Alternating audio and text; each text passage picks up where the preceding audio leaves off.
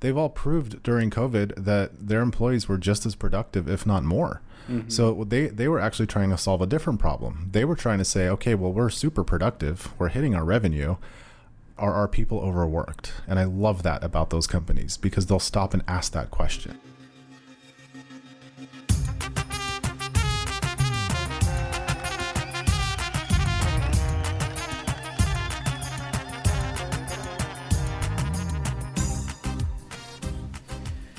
Hello friends, this is Steve and welcome to episode 149 of the Assyrian podcast. It's so good to be here with you.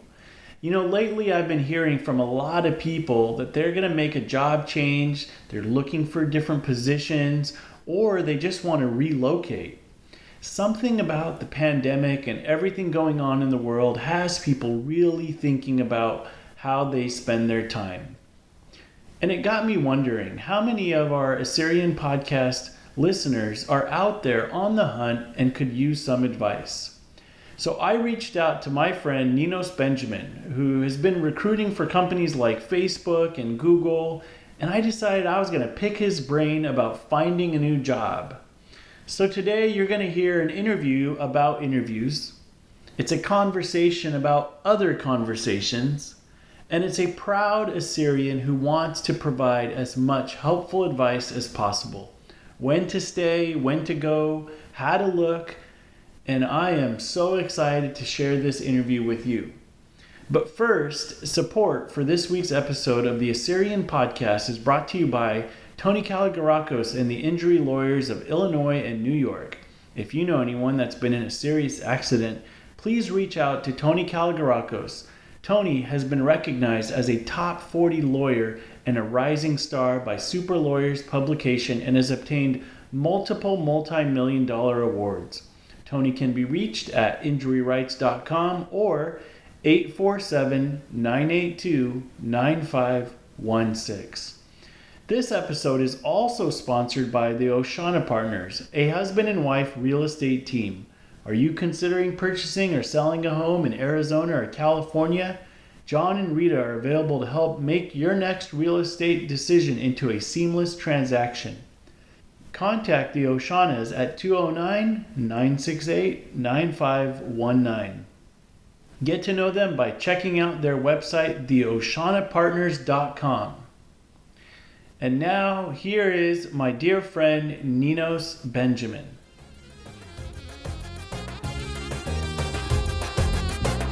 All right, everyone. On today's episode of the Assyrian podcast, I have Ninus Benjamin on the hot seat, and I'm going to be grilling him with as hard a questions as I can come up with. Are you ready for that, Ninus? Bring it, baby. Bring it.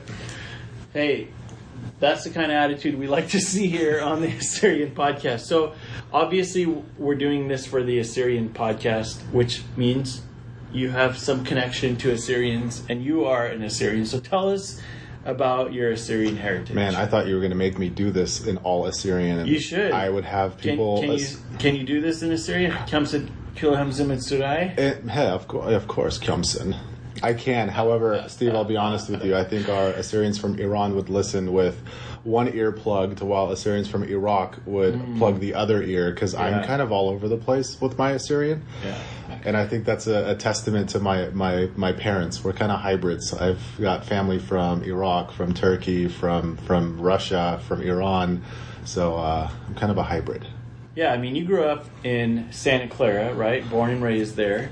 And then you've spent a lot of time in the Central Valley. And obviously Turlock is mostly Iranian Assyrians. Modesto's Iraqi Assyrians. What's Santa Clara and San Jose? I don't know. We don't see each other. Yeah, exactly. I'm kidding. Love you guys. West Side for life. No, I don't know.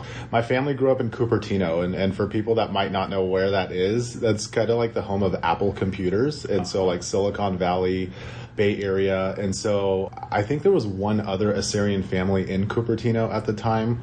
So we didn't really see color, or we didn't see like state lines or country lines. Like when I saw another Assyrian, I was like, yes, it's another Assyrian. This is so cool. I could care less if you were from Iran or Iraq or Syria or Lebanon or whatever.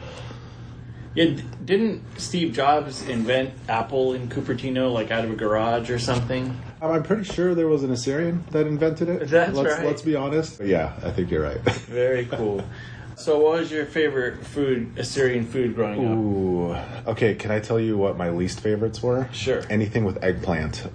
Or anything with bell peppers. If that was on my plate, I was willing to get it. What about dolma with bell peppers? Dolma renge. Oh my gosh. Let's see. No, but anything else. All right, yes. we're gonna have to cut the interview right now. This isn't gonna work. Oh, Come on, Ninos. You're letting me down. No, but yeah, your least favorite and your favorite. My favorite, honestly, any variation of kubba, I'll eat it off the ground. You mean kipta? No. Kipta are amazing too. The ones with beta inside. Yeah. Oh my gosh. And then Nino's bolus, I hope you listen to this. Props to you. You turned me on to this. Kipta with feta cheese. You got to try it. I'm telling you. I'm onto something. So perhaps you'll be doing some Assyrian food show next. No, you don't want me there. I'll do all the taste testing and all that stuff. You do not want me cooking. Okay. Although, I mean, the pandemic turned all of us into chefs. That's right. You know what? I forgot about that. Yeah. Like, we went from always eating out to actually taking pride in staying home and cooking. But I'll be honest, I think I posted like 1 or 2 pictures of me cooking, and I legit looked at it. I'm like, this kind of sucks. Yeah. Like, there's nothing special about this. So I stopped. Well, we really would like it if you're honest the whole interview. Okay. I know you just mentioned that you'd be honest, but... really, when we do these, we're trying to connect with people to... I just told you I sucked, so I stopped posting pictures. How much more honesty do you want? All right. It tasted good, but the presentation was terrible. Yeah. So I've known you for a long time, and coming out of the pandemic, I know that people have been changing jobs like crazy. And there's like a huge migration happening. People are moving cities, and they're finding new lives, and they're finding new places to be human and all that. Yep. And I know you've been a recruiter for companies like Google and Facebook, and before that you were doing teaching and coaching, and I thought, I want to bring you on here because there are people who are in the middle of all that right now. They're thinking about where should they live next, they're thinking about where should they work, they're thinking about their current jobs, and I thought, you know what? If we brought somebody on that'll help us kind of walk through interviewing and finding the right jobs and submitting an application, you could definitely help us with that. So before we get into some of the how-tos on all of that, what got you started in recruiting? Why are you even in that field? Yeah, no, I think that's a fair question, and no pressure, right, Steve? Man, you got... What do you mean by fair question? It's a fair question because... The fair is in July. Oh my gosh, wow. Yeah, I have known you for too long. It's a good question because I think it's relevant. I think it's real. People are going through everything that you mentioned, and I do hope if there's anything that helps people, it's to help them with real life things. So I'm glad we are having this conversation. What got me into recruiting, quite honestly, in a lot of ways, I wanted to make more money. I wanted to live in the Bay Area and stay here. So, and if we're just being real and honest, there you go, buddy. Cash. I think there's a lot of that element, so I don't want to hide that. However, under it all, I think just making money for the sake of making money is depressing at the end of it all. However, I believe my passion for people is something that's always been an underlying factor that helped me go into the positions I wanted to work in. That I love coaching kids and adults, and I got into recruiting because I realized this was another opportunity for me to come alongside people and help them take their families from one level to another, and put people into their dream companies, whatever their reasons were. So I really loved coming alongside people and just being able to pour out of myself and to give to them. Okay, so you are not one of those people that wants to be locked in a room by himself coding. No, you don't want me to be that. I can't code. Okay, but if you could code, you still would be like, I got to connect with humans. I do. I would need to, absolutely. Yeah. So kind of like, in some ways, hospitality industry. Agreed. Okay, so you're someone that loves people and wants to be around people more than sort of your average person who says, please leave me alone. I love my alone time. I will say I love both. I think because I'm around people all the time, pre-pandemic and God willing, post-pandemic, I'm probably doing sometimes 12 to 15 screens a week. screening, meaning, interviewing people and talking to them, preparing them for interviews. I get so sick of people. That's all of that mixed with meetings internally. We're running projects internally. We're pushing stuff. We're creating events. So there's a whole bunch of stuff that goes on to a recruiter's job. So folks, when a recruiter says they're trying to get back to you and they're busy as heck, it's probably because they're busy as heck. We do a lot. Disclaimer. Okay, back to real life. So when I get my alone time and when I get time to just not be around people and rest my voice box, because by 5 o'clock I sound like I'm talking like this, I need to get away from people. Yeah. That sounds healthy. It sounds like, to me, if you were to say, yep, I love talking to people 24/7, then A, that's a lie, and then B, it's probably unhealthy. Like, there's Agreed. People who know how to refresh themselves then are able to, like, go into a conversation and they care for that other person. I know in my own life, when I get so overwhelmed and then I have inauthentic interactions with people, it's such a terrible feeling. Agreed. You're not giving out of like any abundance. You're just seriously on empty, and you're just trying to get out of the interaction, basically. And I think you'll do that job for longer. So I think what you could take away from that is whatever you do, if you don't have a way to just refresh and a way to regroup and kind of reconstruct and to heal, like, you're not going to do that job for, like, we love to teach. There's aspects of your work and what you do where you're teaching. And when I was teaching at Heald College, one of the wisest pieces of information I got from my director of academics was take a break, go on vacation in between quarters or in between semesters. And I didn't realize the value of that feedback until after my first quarter, because you're pouring out to students. You're seeing the 30 to 40 students a period during a 3-month window. You're now involved in every person's life. You're now that person's guidance counselor. You're learning about their illnesses. You're learning about their abandonment. You're not just teaching them the subject matter. You're actually involved in that person's life, and it's honestly draining, because I'm not the kind of person that's taking that information and just being like, oh, hope you get better. No, I go home and pray for them. I'm invested in that person, and that drains you. And then it's like, okay, are they hitting their benchmarks? How are their grades? Do I need to come alongside them and create individual education plans? So when vacation time came, I took it. I disappeared for about a week. I went to Pittsburgh because I wanted to see a Steelers game live, because my friends in Turlock said I'm not a real fan because I'd never gone to an actual game. And so that's great. They peer pressured me. And you fell for it. Exactly. And I was like, yep, I'm going to fall for this one. Well, I mean, the thing is you already chose the wrong team. Whatever, bro. So, all right. Well, you love people. You love helping people, coming alongside people. And you saw that your previous work as a coach and as a teacher transitioned well into connecting people with their first job with a job. So when did you submit an application to be a recruiter?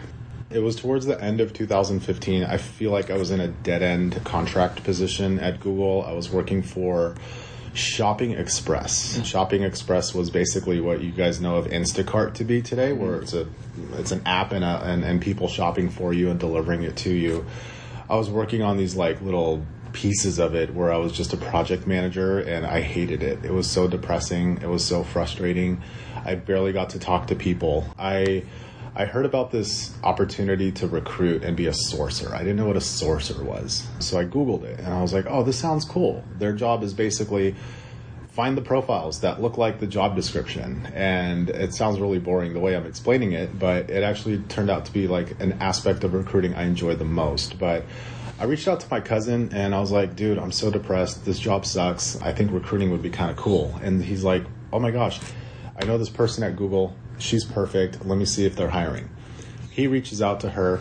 He like saved her life in like this circumstance she was in. So she said, I will do whatever you need. I'll pay it forward. And so I end up having breakfast with this person in Sunnyvale at Tech Corners at the Google campus in Sunnyvale. And she told me what my cousin did, and she hugged me, and she's like, what can I do for you? And I said, sourcer, tell me more about this position. And so it was pretty much a working breakfast where she literally told me what the job looks like, how to be successful in it, what resources to kind of dig into to prepare. She then introduced me to an eventual mentor, her roommate, who was going to interview me for that particular position. And so she got me in a room where she got me on the phone with him. He prepped me very well. And then I was literally on site at an interview in November, I think it was December of 2015. And the two managers interviewed me and literally were having a conversation in the room without me. And I'm just sitting there watching them. And they're like, we think he's better for engineering leadership recruiting. And the other guy said, he pretty much knows products pretty well. He'd be a good product recruiter as well. And so I raised my hand. I was like, hey guys, can I pick? And they're like, yeah. What do you want to do? I said, well, the gray and the beard, I like the engineering leadership piece. I like to talk to people who are a little bit more established, experienced in the industry. And so that January 2016 was the start of my first technical sourcer position at Google. Very cool. So that's been about 5 years since then. Yep. And you got an amazing connection. Someone had done something really awesome and paying it forward. So what I wonder is, in terms of this whole sourcing, how do you find different LinkedIn profiles to look at? The way you described it was that you search for people's profiles that match job descriptions. Yeah, I think that's a very, very safe thing to say. It's when you're hired onto a team at a company like Google, they have their technical skills, that their positions are broken up, and you could look at it as departments. So the particular group that I was recruiting for, they needed particular technical skill sets. For example, they want people who can code in Python versus people who can code in, C++ or a more particular language. And so once I learned what we were actually looking for, what I would do is I would then start understanding the technologies that we were looking for. What skill sets, what coding languages, what type of open source technologies are they more interested in than not? Are there aspects of security that are important? So once I learned the type of engineer and the skill sets that we were looking for, I would then put that into a Boolean string or into a search function. A Boolean string? Yeah. Come on, you have to explain what a Boolean string is. Where are the math nerds at? Come on. All right, so unlike me... Why don't you just say you had to Google search it? Boolean sounds so nerdy. People are looking it up right now. They're like, how do you spell that? It's Boolean, you guys. Yeah. So it's pretty much like when you put in a search into Google or into a search bar, the algorithm starts running, it pops something out in point something seconds. So with LinkedIn Recruiter, which is the version of LinkedIn that we used as recruiters, it helps us search more efficiently. Oh, I see. So LinkedIn on the back end must have a way for other people to search it. Yeah.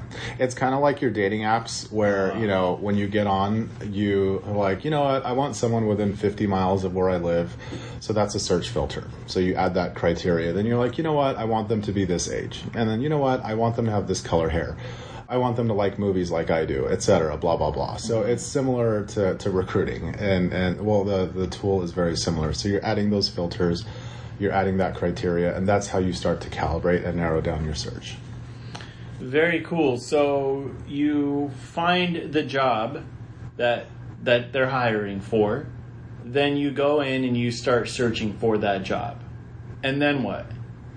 Rinse, wash, repeat, my friend. Yeah. A lot of it is very rinse, wash, repeat. You know what's interesting is I do get on my LinkedIn, I get this so-and-so viewed your profile. Yep. And I'm like, who is this person? How did they find me? Yep. And a friend of mine told me, he's like, wait until you update your job description or your job title, because I had gotten a promotion. And it was true. I was like, this is amazing that so many more came in because of that new job title. Mm-hmm. So in your role previously, at least as a sourcer, did you just stay in that role or did you end up doing more? Tell us a little more about like what other roles you took on, and then we're going to come back and talk about how do you soup up your LinkedIn profile. Yeah, totally. I stayed with Facebook for that year, and I stayed with Google for that year in 2016. Mm-hmm. Until December of 2016, a bunch of us left to Facebook. There was a much better opportunity to go there. They were scaling up the operations big time in 2017, and so 40 of us left Google at that time. I was sourcing that whole time at Google, and I think that's where I really built my foundation. When I moved over to Facebook, I moved over into basically the same position, hiring for a very similar group of engineers. So I didn't have to learn something totally brand new. Facebook hadn't had a leadership recruiting function for this particular team, so I was part of a small group that got to build out a really, really interesting initiative. And so I stayed as a sourcer for the next year and a half or so, and then I moved into full life cycle recruiting. And so basically the difference was, instead of just sourcing people, reaching out to them, screening them, and then moving them onto the on-site and transitioning them to a recruiter, I became full life cycle, which meant I sourced people and I guided them through the whole process to an offer. Right. So that reminds me of the headhunter term. Yep. Like, to me, a headhunter is they're going to get it done. You're going to say, this company needs this person to get hired or this kind of person, and the headhunter's like, here they are, they're ready to go. Yeah. So that sounds like it aligned again with your coaching and connecting with people and helping people. All right, so with that being said, it would be good to get into the nuts and bolts now. Okay. And so let's talk through. I have a few different just questions, and really we'll talk through them as if they're scenarios. Okay, so just think of someone in our Assyrian podcast audience is listening to this and they're in this boat. First of all, it's the whole resume thing. Does a person even need a resume in this world? Like, you called your cousin who did some sort of an amazing favor for another person. Did your resume matter at that point? It did. I think it still does. I think many people will listen to this and then still argue based on their experience. Then they think, well, how much time do you actually spend looking at a resume? And I'll agree with them. I'll say, quite honestly, I don't spend more than 30 seconds, honestly, even less than that, looking at someone's resume or LinkedIn profile. Because as a headhunter or a recruiter who's hired to recruit for specific jobs, I know exactly what I'm looking for. I know exactly the job tenure I want. I know exactly the type of technologies I want that person to be around. So if I quickly notice that they don't have that stuff, I'm moving on. I will look at 200 to 300 profiles a day, sometimes on LinkedIn. Not every single day. I'm not a robot, but I will still argue that not everyone's going to get into tech. Not everyone's going to work at Google and Facebook. Not everybody wants to do that. So I will still argue that a resume is important. I will still argue that a cover letter could be very important. It won't be important to everyone, but based on the position or the work you're trying to get into, they might have those requirements where some people just don't. Yeah, so basically two things I'm hearing there. One is it all depends on the industry. Yep. And two is that it still matters because it needs to align to the job to a certain degree. Yes. But it's not something that's going to get you the job. Correct. Yeah. At the end of the day, it's your narrative, it's the interview, it's your presentation. Okay, so your specialty is in tech recruiting, right? Yep. But I want you to take your tech recruiting hat off and just think of anyone out there looking for a job. Okay? First things first. And I'm not asking you to give deep career coaching here, but how should a person know whether they should apply for a job? Where should they look if they're interested in finding a job? Let's just start with some of that. Yeah. I mean, honestly, I hope this doesn't come off as kind of mean, but are you even qualified for it? Mm-hmm. I think sometimes people need to just take a hard, reality check. Life sucks, aren't paying the bills. You just want to stick your neck out, and why not? But at the end of the day, I think it's also wiser and less stressful if you just apply for what you're, qualified for. So I shouldn't apply to be a doctor? No, absolutely not. No, I don't think you should. Right. So start off with what legitimate certifications or skills do I have? What if you find your dream job but you're not qualified for it? Mm-hmm. Would you recommend people being go ahead and hit the reset button, go back to school, get a whole different degree? I don't know, to be honest. I think the real answer to that is I don't know. I don't think there's one answer for every person out there. I could speak from personal experience, and I could speak from maybe advice that might help people in general is why not continue to learn new skills? There's a lot of free resources out there, and there's academies that you'll probably qualify for with scholarships. And If there's opportunity to learn, put the headphones down and stop playing Call of Duty and Fortnite, and maybe get off TikTok for a minute. Unless you're really good. There's that Assyrian girl that does she's hilarious. I don't know her name, but she does the impersonations of like the Assyrian mother. She has long curly hair. She's really good. She should not stop doing TikToks. But if there's opportunity to continue to learn, do it. There's nothing stopping you from growing in those skill sets. I also do think looking for a job should be a job. If you're not spending 6 to 7 hours a day cleaning up your resume, looking for new positions, finding ways to make yourself more marketable, you're not going about it the right way. What do you mean by cleaning up your resume? Cleaning up your resume. I think there's opportunities to make your resume better always, whether it's format.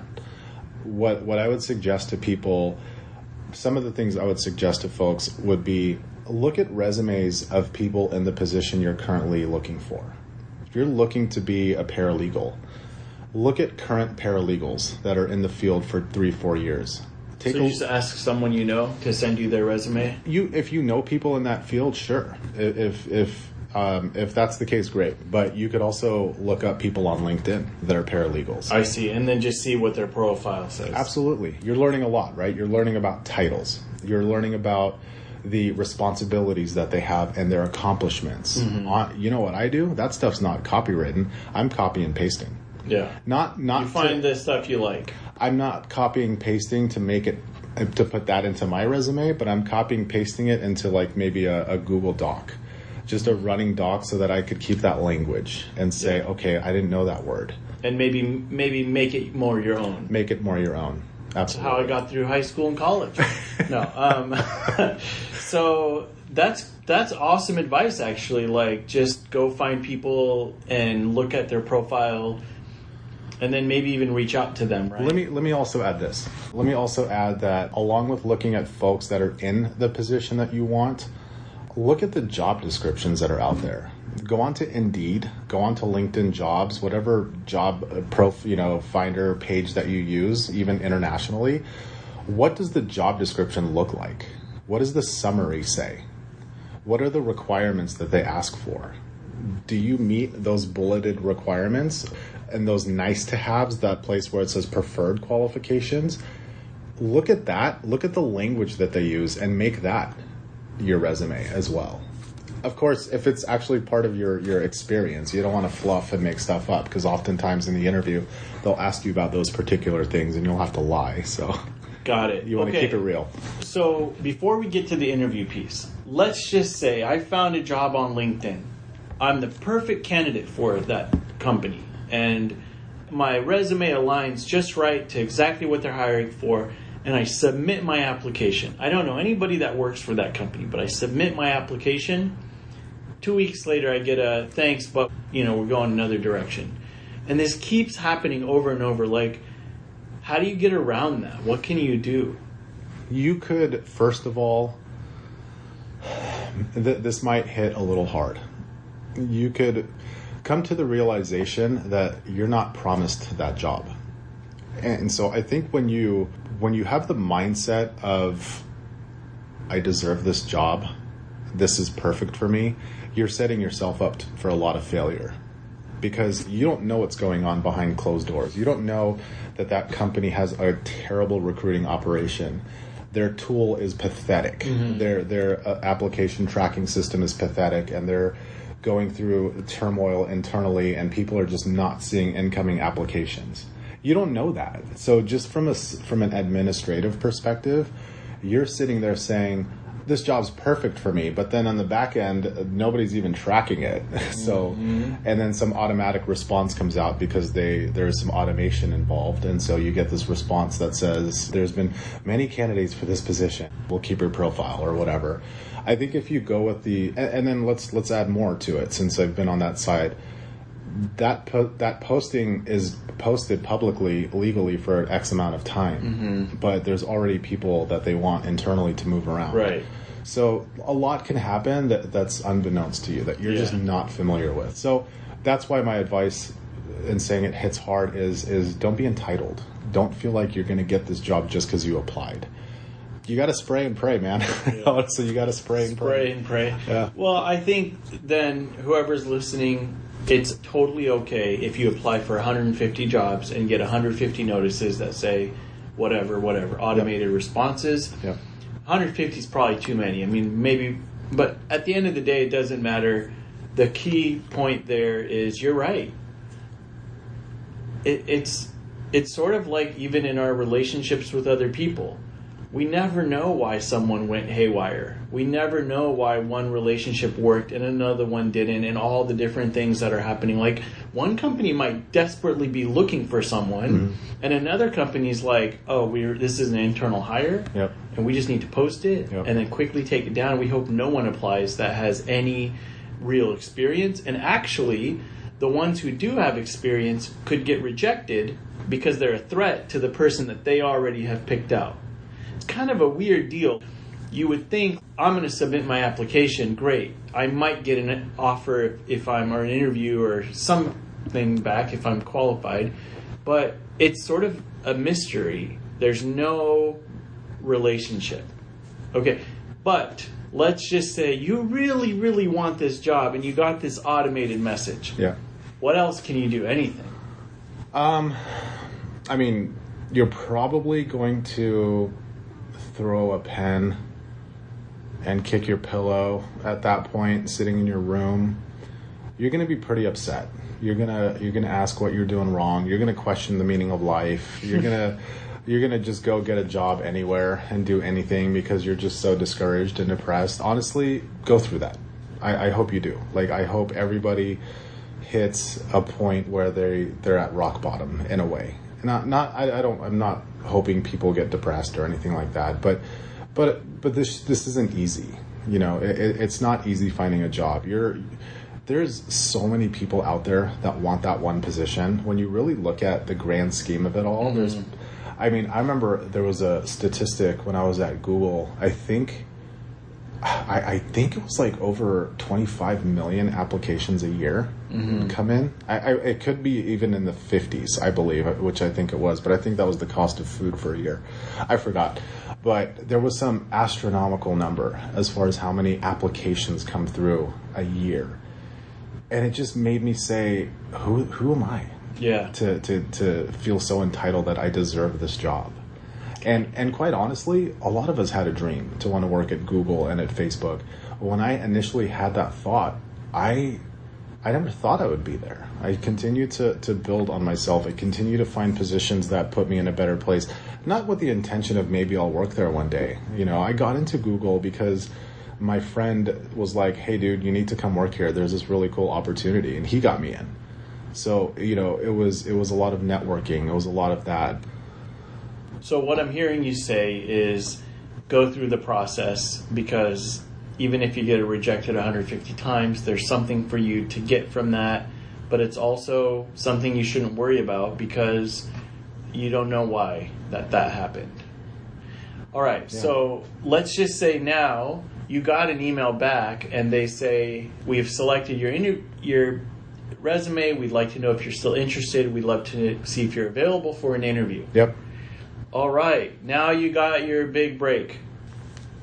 What do you do to prepare for the interview? Well, after that moment of excitement, I think you're hit with an immediate feeling of despair. You go through that imposter syndrome of like, oh my gosh, I'm going to work there. I think at that point you trust the process. I think realistically some people need to hear this. They need to realize that company that said, yes, we'd like to set up an interview with you, just looked at your resume. They just looked at your LinkedIn profile and they said, I believe this person meets the minimum qualifications to have this conversation with me. That person just looked at your profile and said, I want to talk to this person. I feel good at this point. If that happened to me and they're willing to send me a Calendly link or send me a schedule, say pick a time and let's talk, that person wants to talk to me. So honestly, I feel good at this moment, and I think you should too.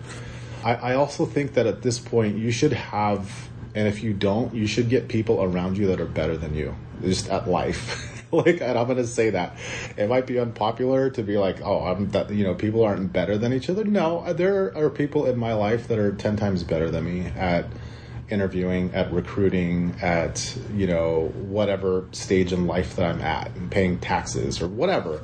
I think you should have people in your life that can speak to your blind spots. I use those people to help me organize my thoughts. How's my narrative? Am I discussing this project correctly? If they ask me what are my weaknesses? What are my strengths? Am I answering them correctly? Mm-hmm. So I think you should have those people in your life where you could be transparent with, and they could help you, with that interview process. I also think you should look at your own darn resume because sometimes you forget what you've done, and people are going to ask you specific things to that particular job, and you've read the job description, so you see what they're looking for. So get familiar with yourself, get familiar with your job, and get people around you that can help you interview practice. I think that's a really good point of use the resume sort of as the map for you during an interview that you can refer back to, and look at the bullet points you put in of things you've done or accomplished. And I think one of the questions that often comes up in an interview is, tell us about a failure, tell us about a mistake, tell us about your own blind spot. Yeah. And we don't really think to put something like that on our resume, but it wouldn't necessarily be the worst thing to put a bullet point like overcame strenuous circumstances to meet mission or whatever, meet goals of this X project. If you're not going to write that out, and I probably wouldn't, be ready to talk about it. Mm-hmm. And I think what we are looking for, we're looking for self-awareness.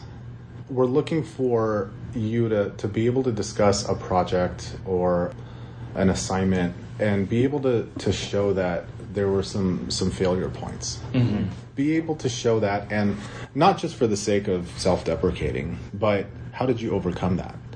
How can you prevent that from happening again? Mm-hmm. I love that. Just self-awareness. I don't want to work with someone who's blind to their own brokenness or the way that they interact with others. And we all want, people around us who are aware of how they impact them, how they impact others, and are genuinely kind of on a trajectory of improving. Mm-hmm.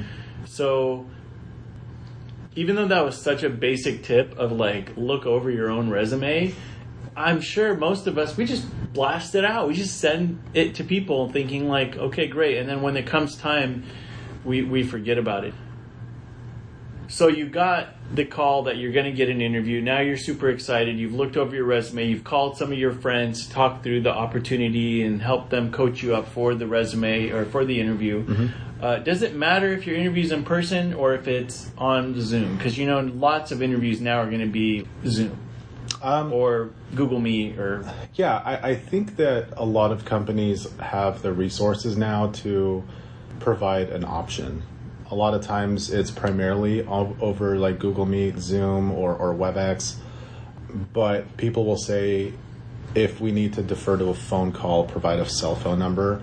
Some people don't have those resources at home, and to be able to get on a video call. Some people can only just do a phone call, and that's okay. You shouldn't feel less than because you don't have the capacity to Zoom.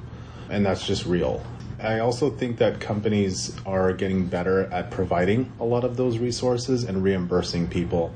So I don't think it's bad for a candidate to ask for accessibility or especially if there's any disabilities. Some people have impairments and they need help with particular aspects of the interview. A lot of companies provide those resources, and I think it's fantastic that they do that. Okay, so I got an interview, and it's going to be a video interview. Does the background matter? What if I have a cat? Is that going to help? I don't know. I've heard a lot of different answers to this one.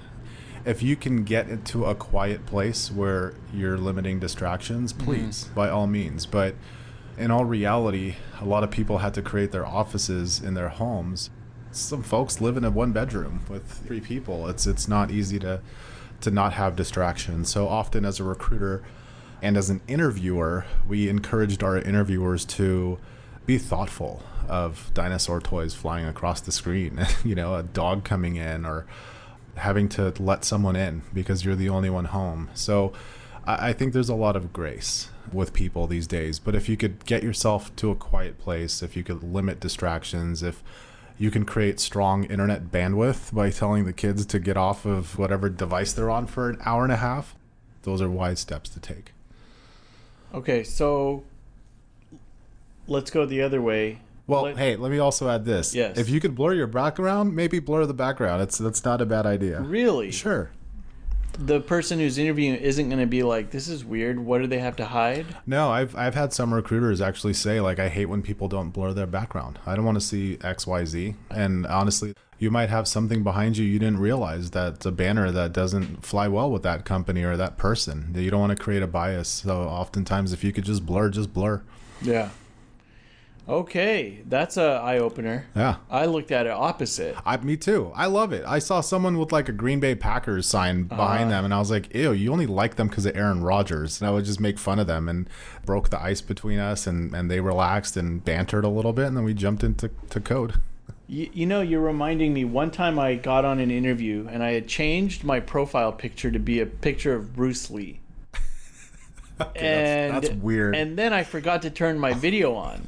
So I'm on an interview, and like a minute into it, the guy that's interviewing me is like, "Hey, Steve, just so you know, all we see is Bruce Lee right now." And I was like, "Oh no!" I turned on the video, and I said, "Yeah, well, everyone's on video calls these days, so I like to spice it up and decide I'm not going to use a regular profile picture. I just use Bruce Lee." Well, I had my Google one defaulted to me wearing a sorting hat. If there are any Harry Potter fans out there, when Harry was choosing the school, which school he was going to be a part of at Hogwarts, they put a sorting hat on, and the hat spoke and discussed their personality traits. Then that hat chose the school, basically. Yeah. And so I was actually wearing that hat since we had it lying around, and that was my profile picture. So it actually turned out to be beneficial because most of the people I talked to love Harry Potter, and they thought I was like this, magical nerd, which I'm not really, but... No, I used to really love Harry Potter, but then I left that cult, and things have gotten a lot better since then. Yeah, we're done, Steve. We can't talk. Okay, so... Wait, I got a question for you. Yes. Lord of the Rings, Hobbit, Harry Potter. Put them in order. Let's go with Star Wars, Chronicles of Narnia, and... Twilight. Come on, let it out. No. Game of Thrones. Okay. Game of Thrones. All right, anyway, all right. Wow. Let's go back to this. Now we're going to go in person. How do we know what to wear? I actually interviewed for a big tech company in San Francisco, and the hardest thing for me was to wear jeans and a shirt. It was really I was like, no, you're supposed to show up wearing a shirt and tie, but I actually think by showing up wearing a shirt and tie, I would have disqualified myself. How do you figure that stuff out? Yeah, I think it's good to keep this discussion open-ended because it's very subjective. People have personal experiences here that won't line up with somebody else's. Again, folks are from different industries that have different answers to this. Sometimes it's efficient to wear scrubs to an interview because you're in medical assisting. So I think, and also to assume everyone's doing it the tech way, the Bay Area tech way, is not necessarily the case. But what I like are when companies offer that advice. They oftentimes in their recruiting emails and their scheduling emails, they'll tell you what your attire should be. And often it's, cliches like come as you are, be yourself, be authentic, blah, blah, blah, blah, blah. And some people take that too far. So they'll just show up and like... Can you make that noise again? Blah, blah, blah, blah, blah. I got a lot of those noises, but basketball shorts and a t-shirt and stuff like that. Some folks... Show up in a tank top? Don't do that. Don't do that. However, if you don't know, ask. Ask the coordinator that's sending you those. How do you ask? Hey, what's the dress code for interviews? Yeah, absolutely. Say, hey, what's the appropriate dress code? And again, a lot of companies are actually saying that in their emails to you. I had someone try to recruit, and I was like, oh, this is interesting. Maybe I'll go in and meet them. And yeah, he's like, just wear jeans and a shirt. I was like, are they trying to set me up?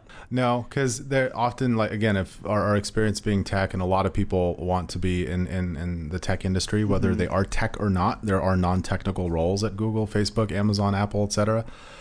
look at their company culture. Look at the videos that they put out as far as like employee culture. A lot of them are just wearing shorts and a t-shirt, yoga pants. People come, they literally wake up, brush their teeth, put on deodorant, and show up to work.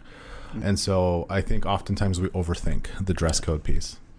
So this next question is kind of less on the recruiting side of things and more general life advice that's tied into work.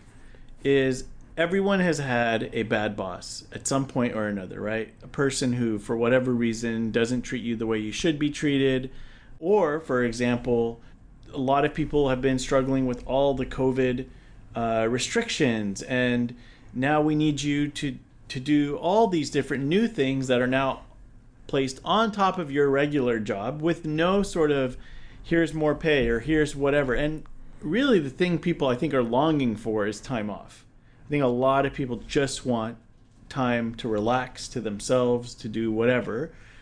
So the question is how does someone determine when it's time to move on and look for another company? Or when is it better for them to be like, wait a second, I'm an amazing opportunity here and I'm just letting this get the best of me? Because it's that old saying, the grass is greener, but then people respond and say, well, no, the grass is green where you water it. So in the world of jobs, when you stay, when you go? Boy, that's a tough question to answer realistically. Again, I would keep it open-ended. And I think the self-awareness point that we discussed earlier is very relevant here. As a recruiter, I've actually turned a lot of people off to coming to my company, even though I wanted to recruit them. Having discussed after 30 minutes, the opportunity and what they currently have, honestly, my advice to them was, hey, this isn't the best time. Let's touch base in 6 months. Let's touch base in a year. Why? Oftentimes I'll uncover that some folks actually have a lot of room to grow at their current company, and coming to a new company, they're essentially starting over because they don't have the performance reviews. They don't have all the yearly reviews that they currently have at their job that they've been at for 2 years, 3 years, 4 years. They now have to come over to Facebook or Google, start brand new, learn a whole new environment. And oftentimes that move, it's going to take a long time for them to get that status again. And that's just true of anywhere that you go, right? So I think people should look at that. I think people should look and see their lot in life. Is there a ceiling that they're hitting? Are they at a place where they're no longer impacting? They're no longer growing and being fed? If those things are true, I would not respond quickly and say, okay, I got to go. These things are true. I would actually sit back and say, well, am I causing that? Am I possibly the reason because I have a blind spot or I have an attitude problem or I haven't hit my goals? So you have to be kind of real a little bit. Like sometimes people think, oh, this company's not for me. Well, it's because of you. You're probably that person that's that bad seed in the team. And if it is, there's still opportunity and hope for you. Again, get around people that can help. And I think it's good to shoot around these ideas with people around you that you trust. And if you have the company culture to have this conversation with your manager or with a manager, I think that's great too. Yeah. That's all valid and super helpful. I know people have changed from one job because they really hated their boss, thinking like, yep, I'm glad I escaped that toxic culture and that toxic supervisor. And then they literally like their first day were calling me being like, what have I done? I thought that person was bad. Look at what I'm dealing with now. I already know where it's going. And, at that point, doing that internal work of, am I causing some of this? Is it my attitude? Is it my mindset? Am I impatient? And do I jump every time there's a little bit of fire? Yeah. At the same time, I think there is something to be said about maybe get out of the next place quickly, because don't spend more time. Because really, why is it so hard to just treat other people in a way that would want them to keep working for you, even if they don't like you or they don't like the job? It really shouldn't be that hard. There are managers and there are supervisors who make life hard for the people that report to them. I wish I could hear the audience saying, oh man, I wish I could just tell them what I'm going through. Right. Because everybody has that story. And I could definitely point to times in my life where that was true. I think, again, awareness is key here. You're going into work, you're rubbing shoulders with a group of people 40 hours a week at minimum, often, if you're part-time, at least to 32 hours. So you're coming to work with issues.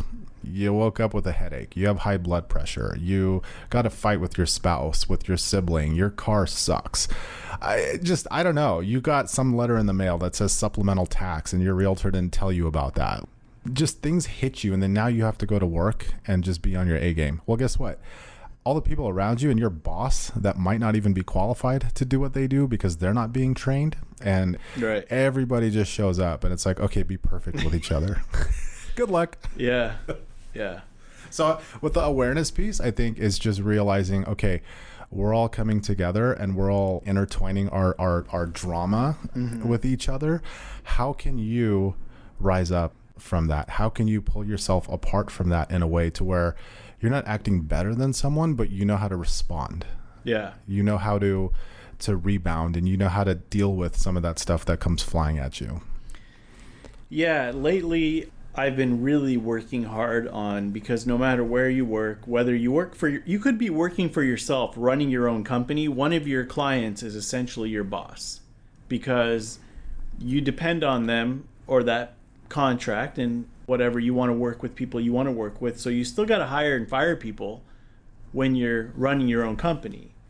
But really processing things through the lens of, this isn't good or bad, the way this person just treated me or what they said. Don't go down the path of, this is like my old boss, or this is a controlling person, or this is, put in any adjective you want to describe that person, and really looking more at them as, okay, this is what they did. There's pros and cons that come with that. What are the pros? What are the cons?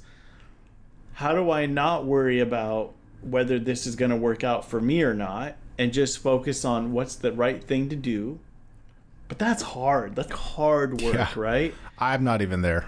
It's absolutely difficult. It's easier just to go to your other coworker who you know works with that same person and just be like, you know what, that person's a, you know, and then they'll be like, yeah, they treated you that way. Oh, and that's it.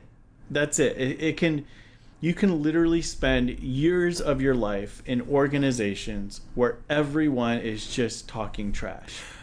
And Steve, I think what exponentially makes that problem more difficult is when you don't have an environment and a company culture that allows that to be confronted and to be able to talk about it safely.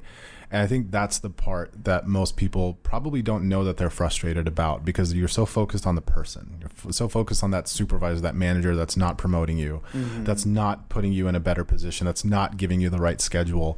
You're trapped because, if you speak up, you're now on that person's bad list. So you swallow it. And so I think people... Then you get bitter.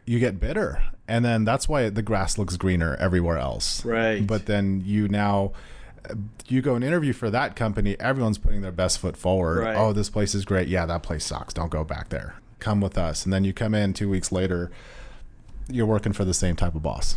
Yeah, I always try to remind people, there is not a company out there that is looking to pay other people to be happy.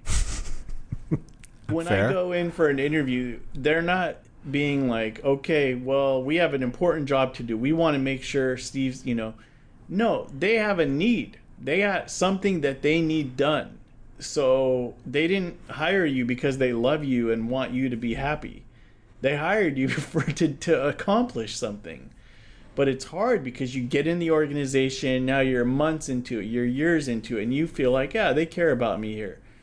They care about you, but if they're going to be a legit business, then you got to follow through on whatever they've hired you to do. Yeah, I would probably tell myself in my 20s a different answer than I would tell myself how to handle that in my 30s. In my 20s, I was working at, DoubleTree Hotel. I was a waiter at a restaurant. And then after that, I worked at like a inventory shipyard type thing. And I worked these jobs that weren't like my career, you know? So if I had a difficult boss, I think if I could come out of my body at 42 and go to myself at 22, I'd be like, dude, this isn't the end of the road. Sorry, non-Californians, we say dude. This isn't the end of the road for you. Chill out. Learn from it. Find a way to become that person's friend. If not, find a way to just... Tell him off. Tell him off, yeah. Just be done with that. Where's his car? Let's get his tires. Move on. No, you would tell yourself certain things, like you'll be fine. You'll ride through it. Learn how to absorb. Maybe be more patient. I hear you. I think, though, if I went back to my younger self around some of those things, yes, I earned my stripes. Yes, I got some experience. So I remember in challenging work environments, I remember being more interested in the work. For example, supervisor says, hey, I need you to come in on Saturday at 4 a.m. And I'm like, okay, but it's Friday at 5 p.m. Why would you tell me that now, right? This is just a scenario I'm making up. It didn't happen like that, but these are the kinds of things, right? Yep. Boss says it. And after having been through that kind of thing enough times in enough organizations, you learn that, hey, here's what I'm going to do. The person that wants me to come in at 4 a.m., whatever they're asking me to do at 4 a.m., I'm going to do it as best as I possibly can. Because there's another company out there that isn't going to ask me to come in at 4 a.m. And if they did ask me, they'd ask me in a nicer way. And I don't need to sit around and deal with this person. So there's a balance there. If they said, hey, I'm sorry, we're in this tough thing, and they did it once, fine, no big deal, right? You want to help other people out. So it's really that toxic, that abuse kind of culture that you want to stay away from. And I think it's okay. The hard piece for a lot of people right now is going to be going to their boss and saying, I can't do everything you're asking me to do. Because the demands on people have skyrocketed due to, are you vaccinated? Do you have a mask? Did you socially distance when you dropped off that pizza? Did you check all the protocol boxes? And now we have a few more hours of work for you to be doing daily because of all these new hoops. You've got a grin on your face, so I'll let you respond to that. The landscape has changed. A lot has definitely changed than when you and I were working in our 20s. I think again, I'm going to be very vague and open-ended on this one because it is very subjective. And like I said, the environment and the company culture sometimes dictates whether someone can or cannot go up to their boss and express their likes and dislikes. Or priorities, or even ask for resources. Oftentimes, you guys are told, hey, go do X, Y, and Z. And you're like, okay, well, you're afraid to say, I've never done X, Y, and Z. Is there a glossary somewhere? Is there like a page somewhere I can go and find a standard of procedure, a work process? So oftentimes it's company culture. Oftentimes there's fear. Oftentimes you're led by someone that's not qualified, and you're trying to figure out how to stay in their good graces. It's tough, man. It's tough out there. I'm not gonna act like I have all the answers to this. It's a tough scenario. Well, I appreciate that, and I think whoever's listening, if you're in that situation where you're like, this is the interview I needed. Talk about recruiting. Talk about challenging job situations, new jobs, how to show up to an interview. Everyone, I think, to a degree, is thinking about it. Even people who are in the most steady job are sprucing up their resume because now a lot of people are finding that they do want to work from home, but their company is forcing everyone to come back in. How do you process some of that? Agreed. Yeah. I'm in a position where I'm happily looking at opportunities, either creating them, and there's some works of doing some things on my own. However, there are a couple companies out there I'm super excited about because of particular reasons, but I enjoy the space that they're in. Some of the questions I'm asking myself: will they let me work remotely indefinitely? That's important to me. I will not at this point take a position where I'm required to go in. Or allowed to be hybrid. I want the flexibility to be remote, period. And I'm going to stand on that. For particular reasons, for personal reasons. However, also as a recruiter, I don't want to have to hire for a company that's going to require the candidates to either have to relocate or have to come into the office X amount of time. Because most companies out there are saying, oh, you can work remote. Facebook, Google, LinkedIn, they've all proved during COVID that their employees were just as productive, if not more. Mm-hmm. So they were actually trying to solve a different problem. They were trying to say, okay, well, we're super productive. We're hitting our revenue. Are our people overworked? And I love that about those companies because they'll stop and ask that question. Yeah. Do they have the financial resources to build their home office? Should we create a stipend and a benefit for them? Do they have daycare? Are they able to take care of their children? Because now they can no longer take their kids somewhere. Mm-hmm. They have to do it in the home.